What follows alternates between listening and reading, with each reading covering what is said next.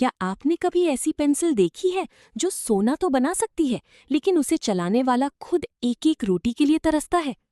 कबीर को वो जादुई पेंसिल मिली तो सही, पर उसके पीछे एक ऐसा खतरनाक राज छिपा था जिसने पूरे गांव की किस्मत बदल दी।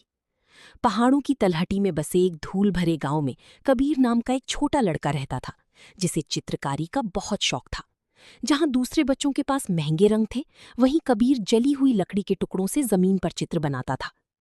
एक शाम एक पुराने सूखे कुएं के पास कबीर को एक चमकती हुई सुनहरी पेंसिल मिली। उत्साहित होकर वो घर भागा और अपने भूखे परिवार के लिए रोटी का एक बड़ा टुकड़ा बनाने की कोशिश की। लेकिन जैसे ही वो रोटी प्रकट हुई, वो धुआं बनकर हवा में उड़ गई। उसने अपने लिए एक गर्म कोट बनाने की कोशिश की। फुर, वो भी गायब हो गया।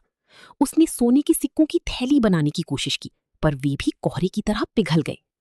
कबीर अंधेरे में बैठकर रोने लगा और धीरे से बोला, ये पेंसिल तो खराब है। अगली सुबह कबीर ने देखा कि उसकी पड़ोसन बूढ़ी मीरा दादी सुबह की ठंड में कांप रही थीं। उनकी छत पर एक बड़ा छींट था और बारिश का पानी अंदर टपक रहा था।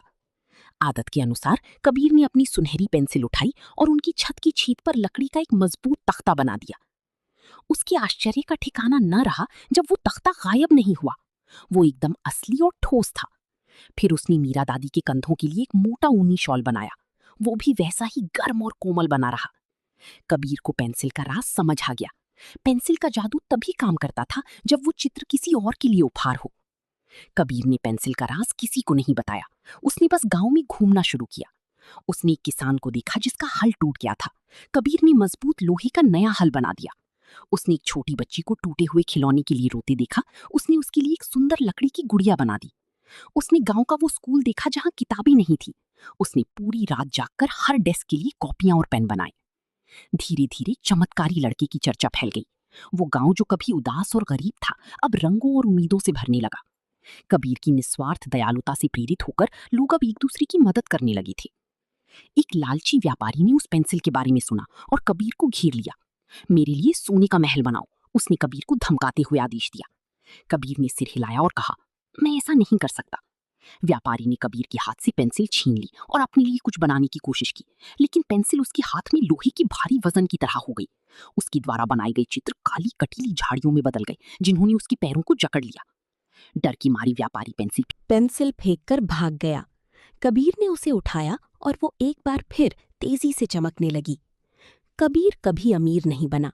वो अब भी अपनी छोटी सी झोपड़ी में रहता और सादे खाना खाता था।